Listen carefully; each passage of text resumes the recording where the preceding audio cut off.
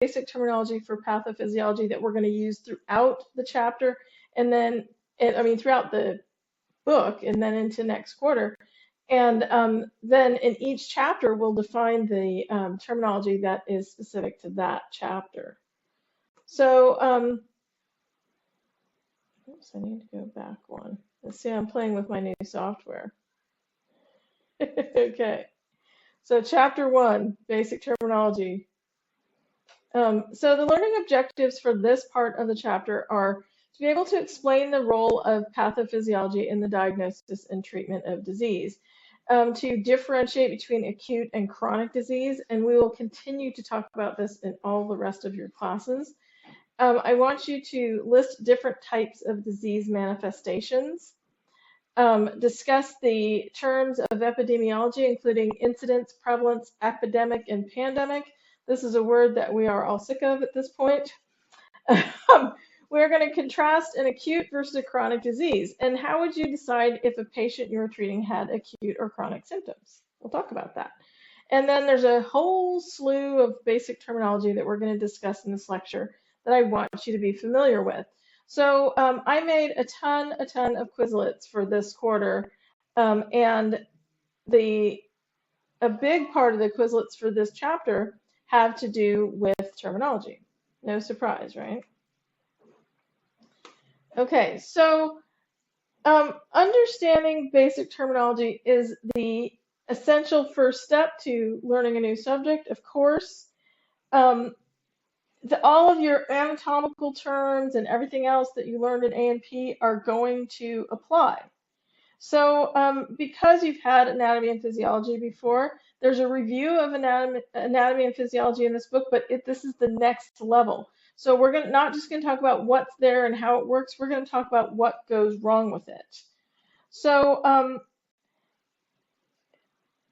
a disease or abnormal condition usually involves changes at the organ or system level, which is considered the gross level. However, we also have to consider the microscopic or cellular level. So pathophysiology focuses on the effects of abnormalities at the organ level, but cellular changes are usually involved. And understanding the cellular changes is important for understanding the whole picture.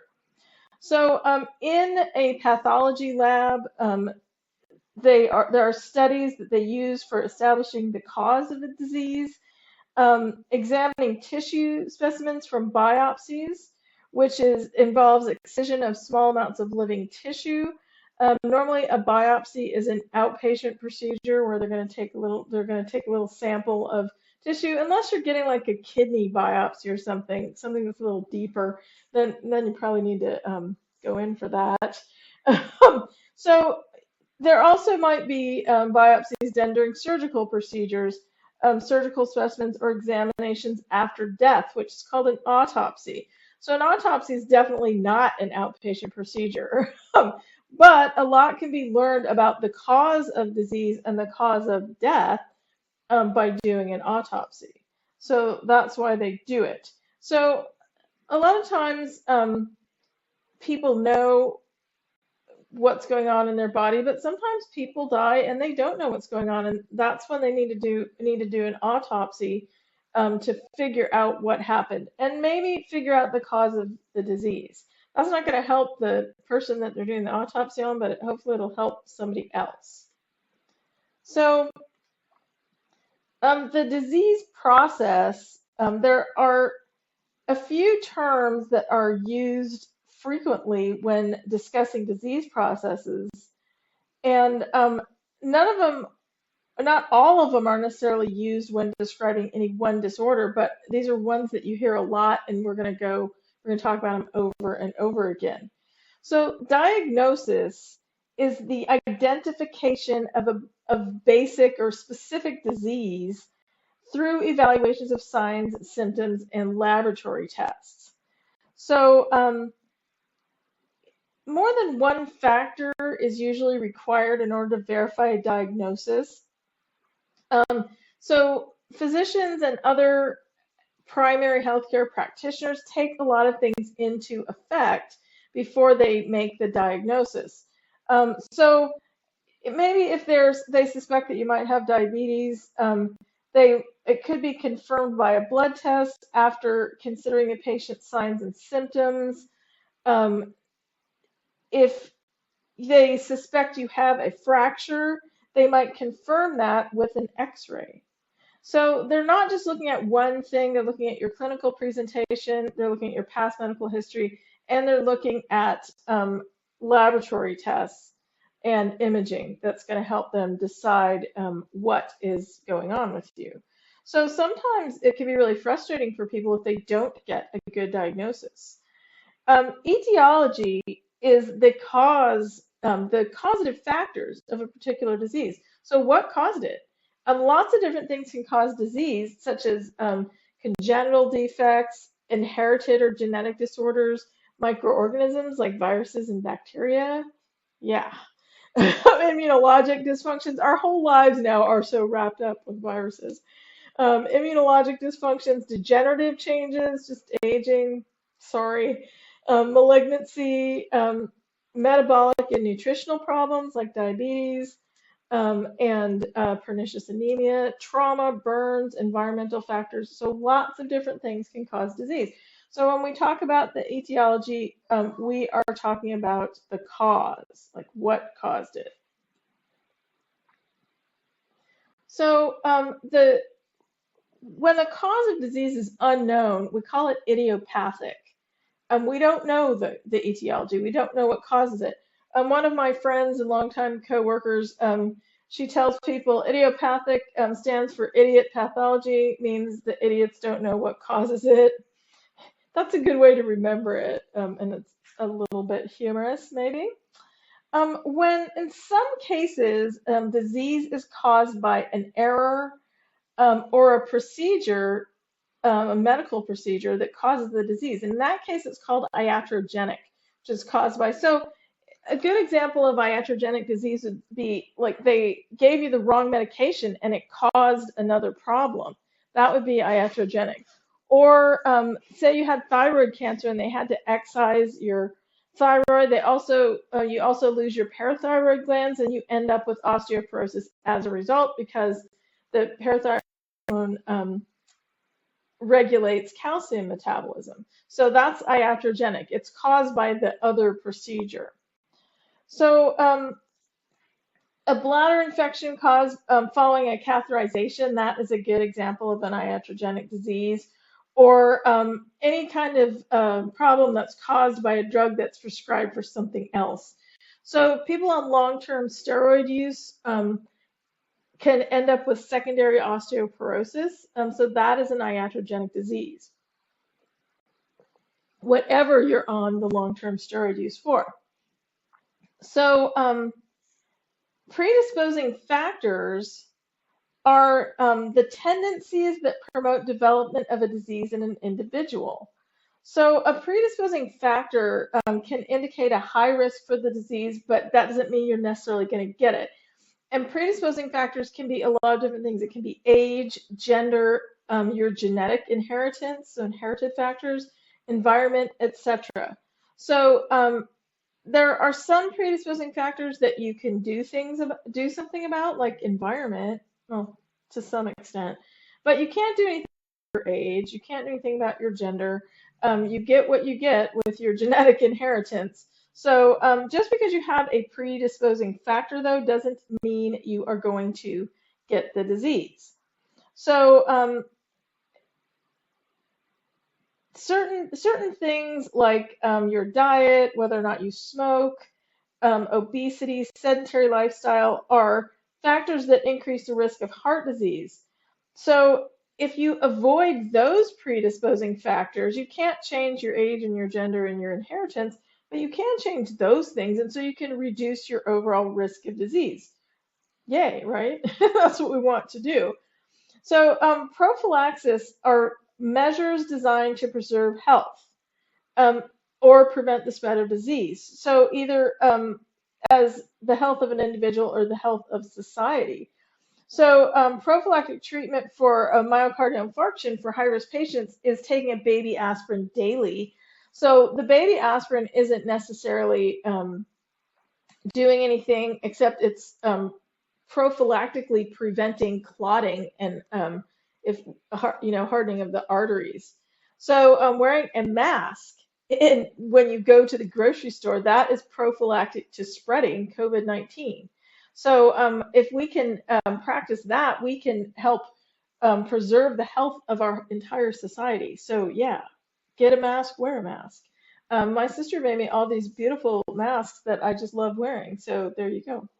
And at work, of course, we're wearing masks in the clinic. Prevention of a disease is closely linked to the etiology and the predisposing factors for a specific disease. So preventative measures include vaccinations, dietary and lifestyle modifications, removal of harmful materials in the environment, quitting smoking, or not doing harmful activities like don't go skydiving without a parachute. Those can help prevent disease and prevent problems in the future. So as health professionals, we can provide appropriate and reliable information about activities that support the person's ability to make better decisions about their health. So that is one of our roles as healthcare providers, is to help people prevent disease. So the characteristics of disease, there are some standard terms that we need to know describing disease. Pathogenesis refers to the development of the disease or the sequence of events involved in the tissue changes that are related to the specific disease process. So how does this develop? What happens in the course of developing the disease? We talk about the onset, and onset can be sudden and obvious. In that case, we call it acute. It can be insidious with gradual, vague, or mild signs. So there might be several stages in the development of a single disease. An acute disease usually indicates a short-term that develops quickly with marked signs, such as a high fever or severe pain. So acute appendicitis is an example of that. Short-term, develops quickly, severe pain, go to the emergency room. A chronic disease is often a milder condition that develops gradually over time, like rheumatoid arthritis. It persists for a long time, though, and usually causes more permanent tissue damage than acute disease. So sometimes chronic diseases are marked by intermittent acute episodes. So MS is an example of that, or can be an example, different types of MS, where people have acute episodes spaced apart by times of remission. So they have remissions and exacerbations of the symptoms. So let's go to the next slide. The subclinical state is where there are pathologic changes underlying, but there are no obvious clinical manifestations of it. A latent state is where there are no symptoms or clinical signs evident. In infectious diseases, that's the incubation period. Okay, this is really critical right now in a time of a global pandemic. We have a disease that's an infectious disease with a long incubation period where there are no clinical signs evident. So during that time, you could be infecting other people. So you might not know you have it yet, and you go into work or you go to the grocery store and you're not wearing your mask, and your droplets are out there proliferating the disease. So that can be a problem. So there are some states of non-infectious diseases as well, where someone might have kidney damage, but it hasn't progressed to the advanced stage where symptoms are manifested yet. So that incubation period is the time between exposure to the microorganism and the onset of signs and symptoms. The disease agent may be communicable during this incubation period, so really important to be aware of that. The prodromal period is the time in the early development of disease when you're starting to be aware of changes in your body, but the signs are not specific. Like, I don't feel too good. Fatigue, loss of appetite, mild headache, a sense of feeling threatened sometimes develops in the early stage of infections. You're just like, it's that I don't quite feel right, period. The problem is a lot of times during the prodromal period, laboratory tests are negative. So it's difficult to confirm a diagnosis. So if I said, oh, I don't feel too good, maybe I have COVID-19, I'm going to go get a test. I go get a test, it comes out negative, and then a week later I come down with the full-blown stage of the disease. Because I was in the prodromal period, I don't have indications of it yet. It's a bummer. We don't want to do that. So manifestations of the disease are clinical evidence of the disease with signs and symptoms. So the manifestations can be local at the site of the problem, like redness or swelling, or the signs may be systemic, like general indicators of illness, like fever. Signs are objective indicators of disease, like pain or nausea or things that the person feels. So I'm sorry, symptoms are the subjective feelings.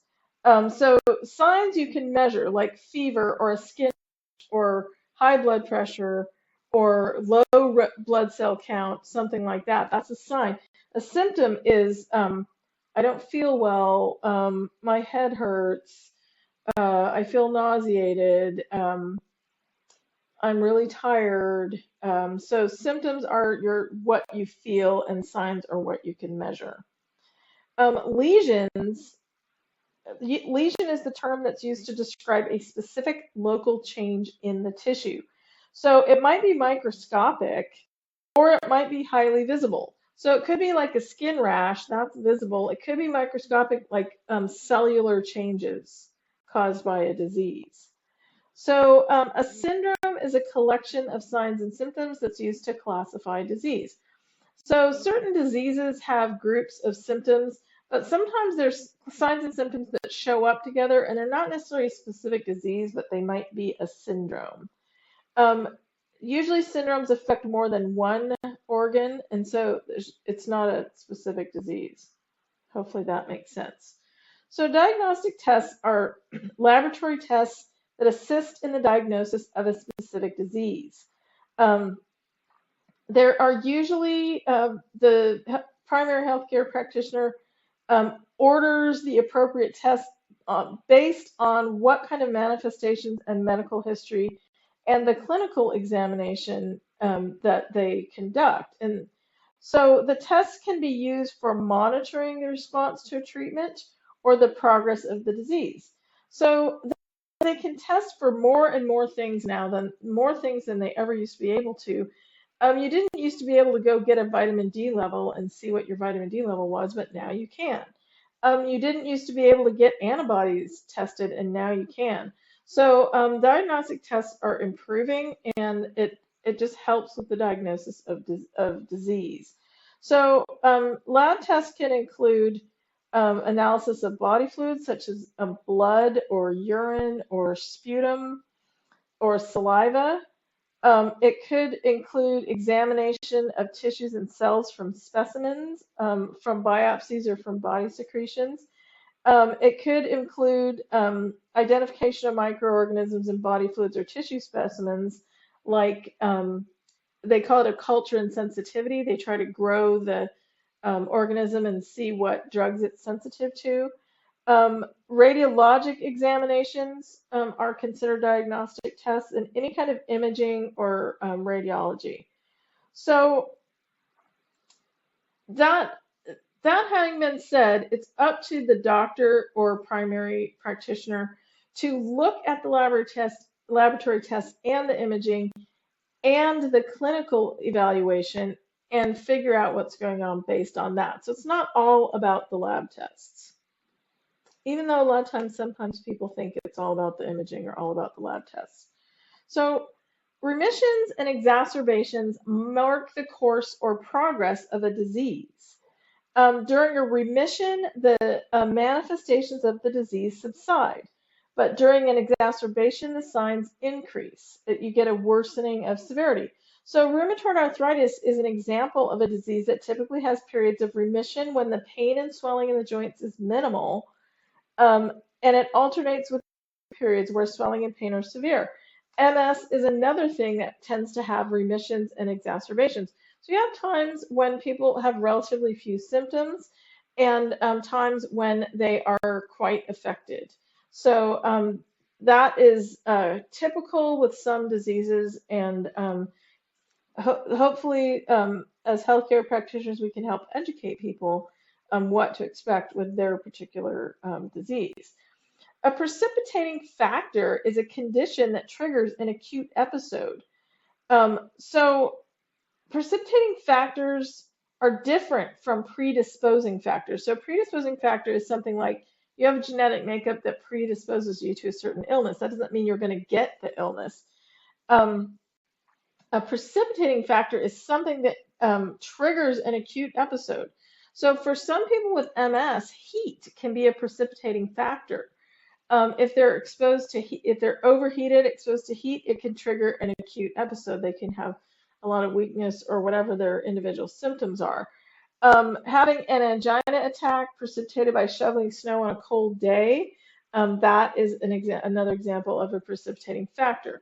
So don't confuse predisposing factors with precipitating factors. Know that they're two different things. So complications are new or secondary additional problems.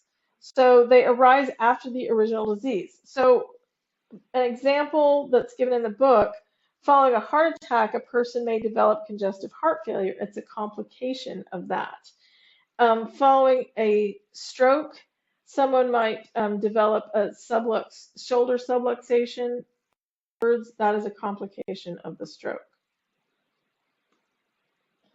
So therapy or therapeutic interventions, of course, when we say therapy, we mean physical therapy, but any therapeutic intervention is a treatment or measure that's used to promote recovery or slow the progress of a disease. So anything can be considered therapy: surgery, medications, physical therapy, alternative therapies, or behavior modification. So anything that is used as a measure to promote recovery and slow the progress of a disease is therapy.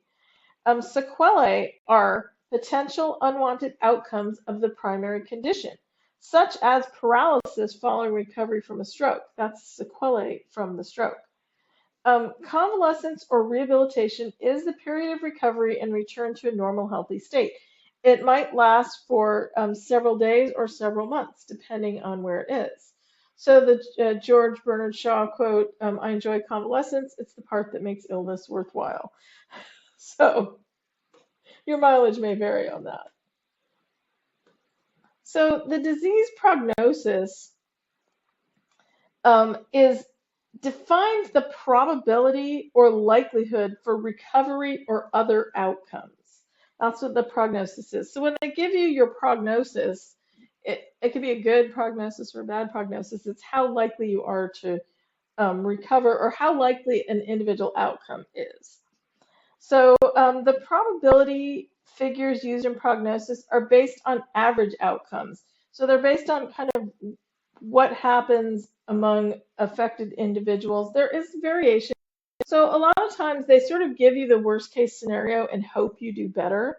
That always sort of bugs me a little bit, how doctors say, oh, well, you're never going to walk again, or you're, or, you know, and then people like to prove them wrong. So that's good. I mean, I like that.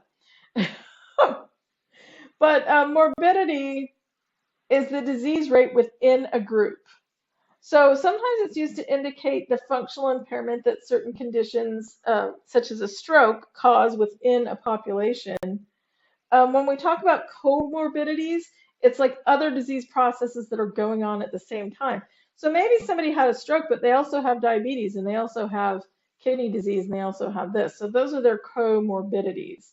It's not just one thing. And I always say that it would be fair if you got something really terrible, like if you had a stroke or Parkinson's disease or something, that you were automatically immune from everything else, but it's not that way. So it's likely that the patients that you're seeing for one thing have other comorbidities. Mortality is the relative number of deaths resulting from a particular disease. And this is taken from statistics within a clinical group. So a lot of times they'll express the mortality of an individual disease as a percentage. So they'll say if it has 5% mortality, that's not too bad. Well, depending. If it has 95% mortality, that's really bad. So sometimes you'll see the mortality of different diseases change as new therapies and treatments are developed. I know when I was in college in the early 80s, the mortality for leukemia was something in the 90s, 90%. So very low survivability rate. And now the mortality for leukemia is like 5%. So it's really, the treatments have improved amazingly in the last 30 years, which is awesome. That's exactly what we want to see. So epidemiology is the tracking, it's the science of tracking the pattern or occurrence of disease. So there are major data collection centers in the world and in different countries. So the Centers for Disease Control are our big thing in the US. The World Health Organization is a major data collection center for the world. Obviously, they are really busy right now during a global pandemic. There is a Canadian version of the CDC that collects information from Canada. So really, it's trying to figure out what's going on in the world with that disease. So the occurrence of disease is expressed, it's tracked by recording two factors, incidence and prevalence. The incidence of a disease is the number of new cases in a given population within a given time period. So we can talk about the incidence of COVID-19. I think we're up to 9 or 10 million people in the world right now, which, yikes. So the given population is population of the world, number of new cases. So if we said the number of new cases, so in Whatcom County, there have been 20 new cases this month. That is the incidence of COVID-19 in Whatcom County within the given time period. The prevalence is the number of new, old, or existing cases within a given population and that time period. So if I say right now in the US, 1 million people have Parkinson's, that includes new, old, and existing cases, that is the prevalence of Parkinson's. If I say in the last year, X number of people were diagnosed with Parkinson's, that would be the incidence. So within a given population, within a given time period. So epidemics occur when there are a higher number of expected cases of an infectious disease within an area. A pandemic involves a higher number of infectious diseases in many regions around the globe. So yeah, we're all really familiar with that right now. Good old global pandemic. So it's higher than a higher number than you would expect. And it's a lot higher than you would expect right now. So this is our little large temporary increase in cases is an epidemic. The prevalence is the number of new and old cases. The incidence is the number of new cases. Incidence is always going to be less than prevalence. Makes sense, right? So communicable diseases are infectious diseases that can spread from one person to another. Hey, we have a good one that we can, a good example that we can use right now. COVID-19, it's a communicable disease. Notifiable or reportable diseases must be reported by the physician to the designated authorities. Another good example for COVID-19. There are tracers working in lots of counties and states around the country, probably around the world, trying to figure out who people had contact with to try to slow the progress of the disease. So some diseases are reportable in one local jurisdiction and not in another. Um, the required diseases to be reported may change over time. The reporting is intended to prevent further spread of the disease, which is why they're doing contact tracing with COVID-19. They're trying to pin down areas where it might be likely to flare up. So in the picture, this is droplet in action. This guy sneezes and all those droplets fly out. Every one of those droplets might have virus particles in them. If he'd been wearing a mask, that wouldn't have sprayed out like that. So wear a mask.